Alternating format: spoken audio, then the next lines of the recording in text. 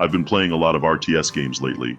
0K and Planetary Annihilation were both amazing additions to my favorite RTS, Total Annihilation.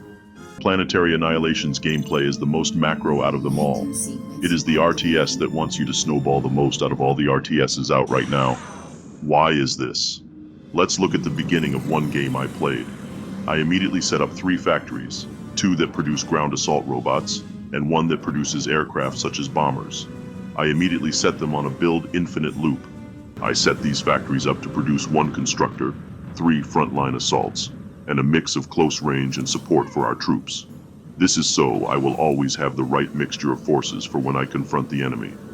This is also so I will have forces that can always expand my economy or be my support combat engineers for artillery or laser towers.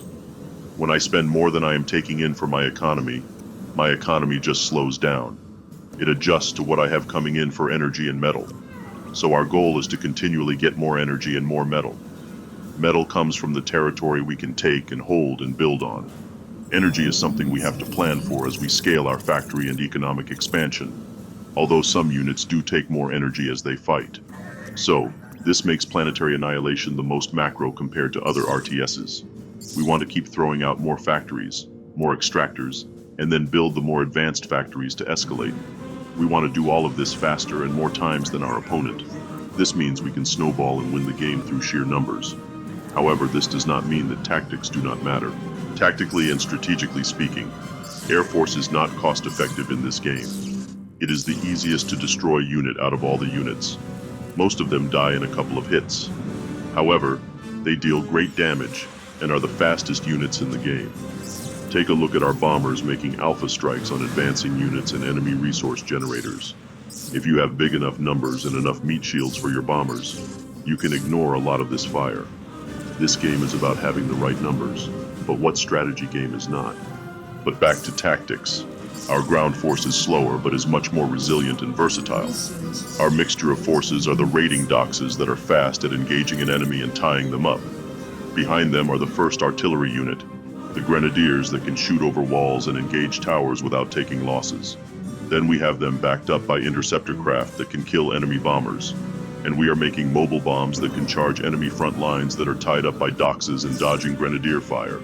These mobile bombs can make quick work of packed formations and enemy buildings, but they can also blow up our own. So we have to be careful. Our forces do 2 big direct assaults, one on the north and south of the enemy base enclosure. The enemy has underestimated how much anti-air they need to deal with our 2 aircraft factories. They sweep the southern enemy expanse with bombs and take out the advancing forces all the way to the entrance of the enemy base. Then I escalate to advanced bots, building long-range missile bots for shooting over their walls, and ghillie robots that can intercept any return fire. It's important to state that I take breaks to make advanced power and queue up the bigger mass extractors for more resources. At this point, I begin building up a mega snowball of forces to deliver enough firepower to shut them down. Here we are. I have contained the enemy. I have expanded to advanced power and mass extraction. I have escalated my forces to advanced bots. I have more factories than the enemy does. I build up a large mass of forces to deliver strategic defeat to our foes. They make one fatal mistake, putting their commander on the front line. I charge ahead with aircraft and bots. They can only deliver so much firepower. My mobile bombs get in some really good punches here as the doxes back them up with sustained fire. Engaging enemy commander. Returning fire. Enemy commander in critical condition. And that is the final blow to the enemy. So as you can see, this is a game that wants you to snowball and escalate as hard as you can.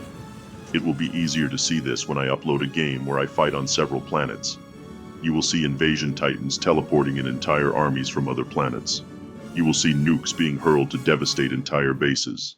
You will see planets used as weapons to smash into enemy planets that are difficult to assault. I hope you have enjoyed this playthrough of this very fun RTS. This is your Warlord Mal signing off.